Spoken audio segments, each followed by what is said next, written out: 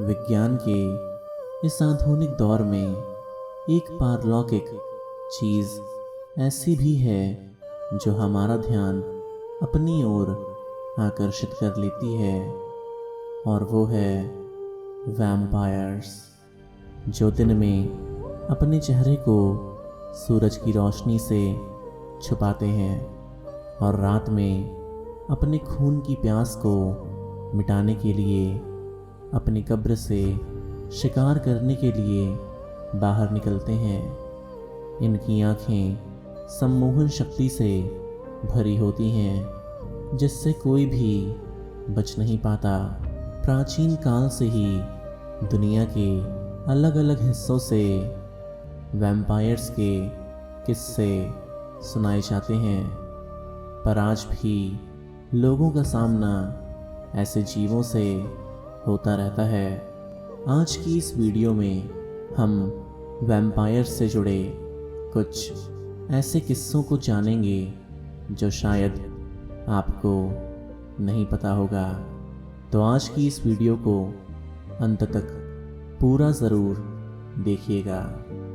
ये किस्सा सर्बिया का है, जिसको पहली बार सही तरह से दर्ज किया हुआ वैम्पायर्स का किस्सा भी माना जाता है। साल 1727 में बसंत के मौसम में अर्नोल्ड नाम का एक व्यक्ति अपनी मिलिट्री जॉब से रिटायर होकर सर्बिया के बेलग्राड शहर में रहने लगता है।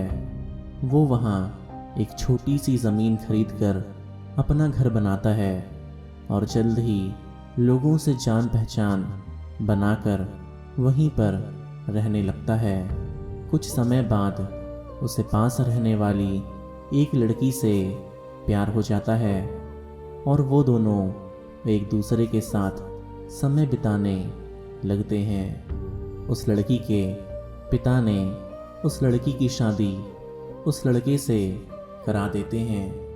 अब वो दोनों अपना जीवन बिताने लगते हैं। अर्नोल्ड अपनी पत्नी से एक बार कहता है कि उसे जल्दी मरने से डर लगता है। उसने कहा कि वो एक बार ग्रीस में ऐसी जगह ड्यूटी कर रहा था जहां मान्यता थी कि लोग मरने के बाद वापस आते हैं और जीवित लोगों को जान से मारते हैं। अर्नोल्ड ने उसे बताया कि उसकी ड्यूटी के दौरान एक बार उसका सामना ऐसे ही एक जीव से हुआ था। अर्नोल्ड ने जाकर उसकी कब्र को खोजा और उस मरी हुई लाश को क्रियाओं के साथ ही नष्ट कर दिया था। ग्रीस में ऐसी मान्यता है कि वैम्पायर्स को ख़त्म करने के लिए उसके शरीर को कब्र से निकालकर जला दिया जाता है। अर्नोल्ड ने भी उस लाश के साथ यही किया, लेकिन इस हादसे ने उसे इतनी बुरी तरह से सदमा दिया कि उसने अपनी मिलिट्री की जॉब छोड़ दी और वापस बेलग्राड शहर में आने का फैसला कर लिया।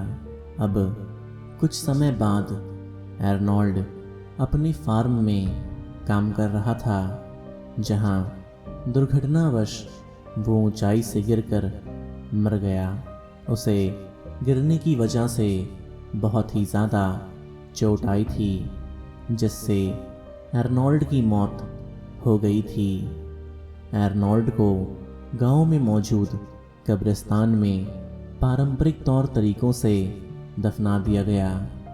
अब अर्नोल्ड की मौत के ठीक 1 महीने बाद गांव में कुछ घटनाएं सामने आने लगीं कि उन्होंने अर्नोल्ड को देखा है। उनमें से कुछ लोगों ने बताया कि उन्होंने अर्नोल्ड को उसके ही घर में देखा है। अर्नोल्ड की पत्नी का कहना था कि अर्नोल्ड रात में उसके पास आता है और समय बिताता है और बाद में वो उसका खून भी पीता है। जितने भी लोगों ने एर्नोल्ड को देखने का दावा किया था, उन सभी की एक रहस्यमयी ढंग से मौत हो गई। अब वो सारे गांव वाले इकट्ठे होकर गांव के कब्रिस्तान में जाते हैं और एर्नोल्ड की कब्र को खोलते हैं, जिसको देखकर वो हैरान हो जाते हैं। एर्नोल्ड की लाश एकदम ताज़ा थी, उसके मुंह पर खून लगा हुआ था, जिसके बाद गांव के लोगों ने एर्नोल्ड की लाश को जला दिया। साल 1732 में इसी इलाके में दोबारा ऐसी घटनाएं सामने आने लगीं और लोगों को फिर ऐसा लगा कि ये काम वैम्पायर्स का ही है। वो गांव वाले कब्रिस्तान में पहुंचे तो उन्हें 11 ऐसे कब्र मिले जिनके लक्षण एर्नोल्ड की लाश की तरह ही थे और फिर उन लाशों को जला दिया गया। एक बार एक जांच के दौरान 2 मिलिट्री ऑफिसर्स, 2 आर्मी सर्जन और एक पादरी शामिल थे, जिन्होंने इस रिपोर्ट पर अपने हस्ताक्षर किए थे। ज़रूरी नहीं कि मरने के बाद ही लोगों का सामना वैम्पायर से हो। यूरोप की दंत कथाओं के हिसाब से ऐसा माना जाता है कि किसी श्राप की वजह से वैम्पायर बना जा सकता है।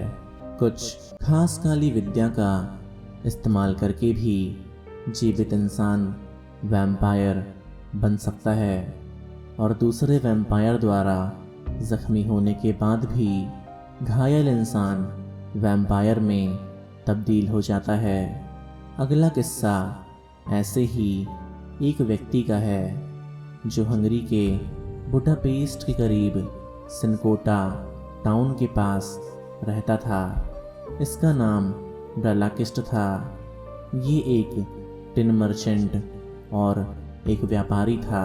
साल 1914 में बेला 37 साल का हो चुका था। दिन के समय वो काफ़ी अच्छा बर्ताव करता था और लोग उसे पसंद भी करते थे। लोग जानते थे कि ये अक्सर लड़कियों के पास ही नज़र आता था, लेकिन उनमें से कोई भी लड़की लोकल नहीं होती थी।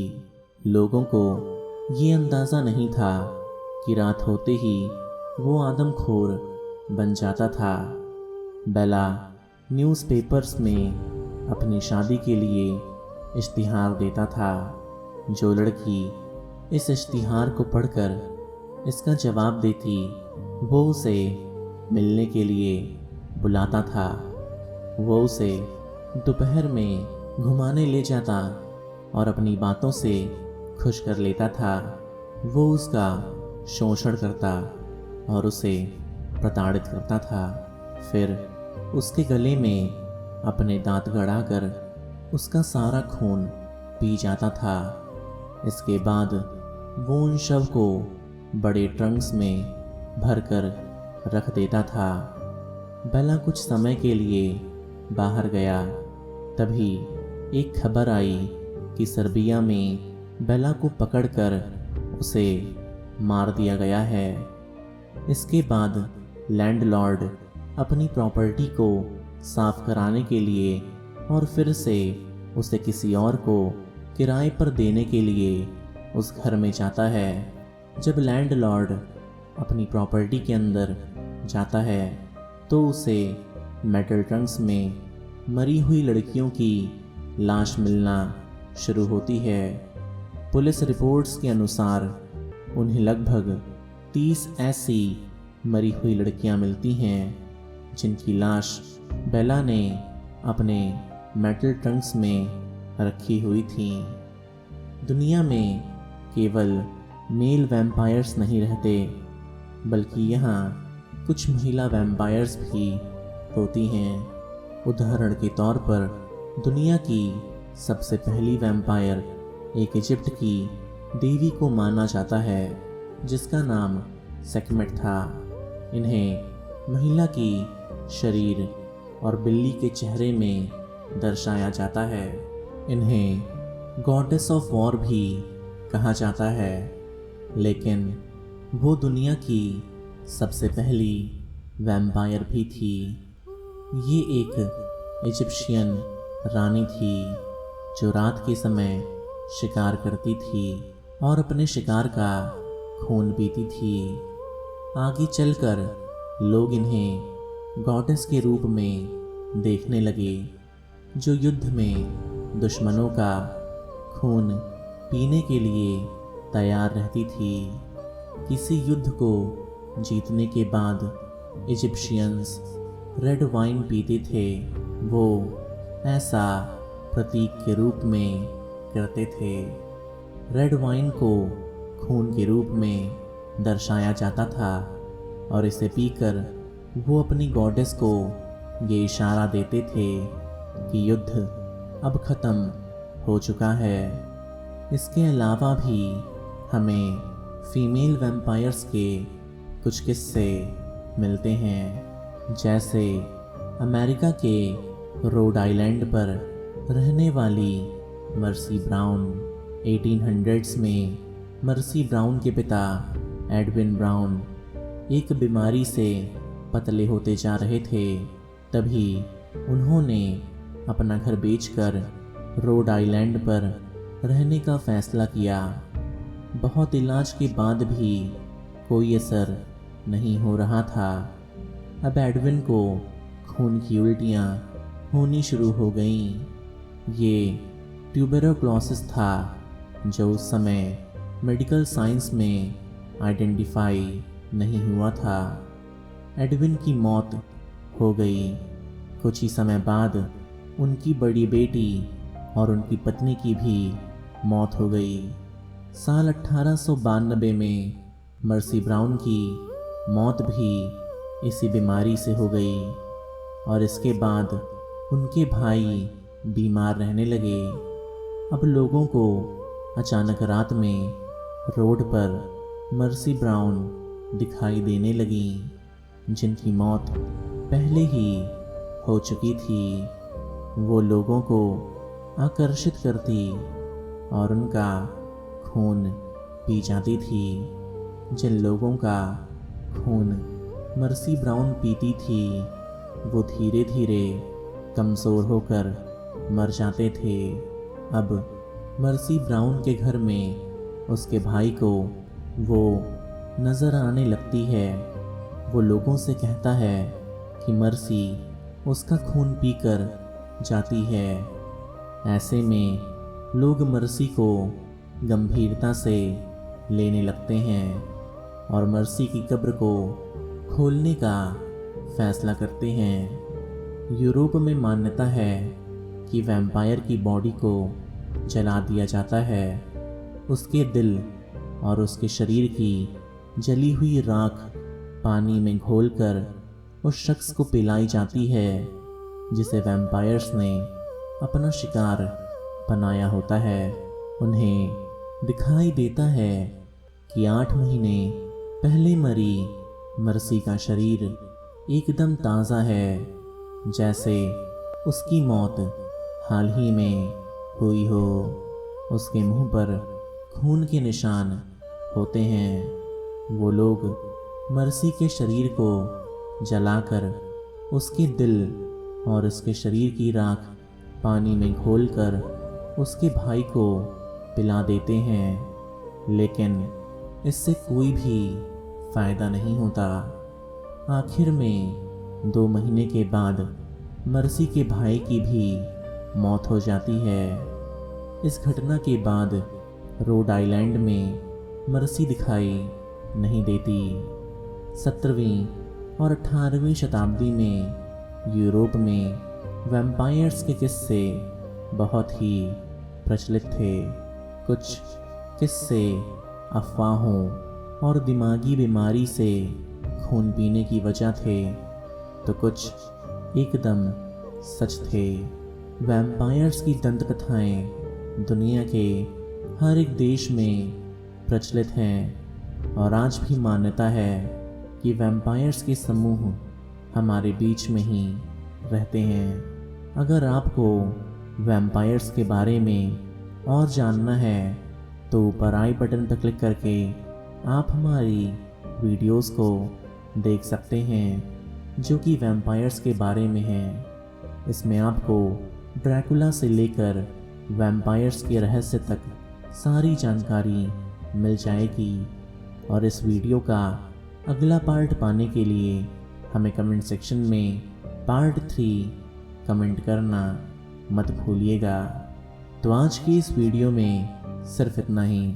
अगर आपको ये वीडियो पसंद आई हो तो हमें कमेंट सेक्शन में कमेंट करके ज़रूर बताइएगा।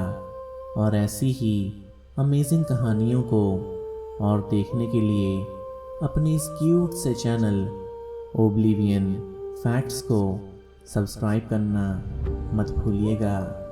धन्यवाद।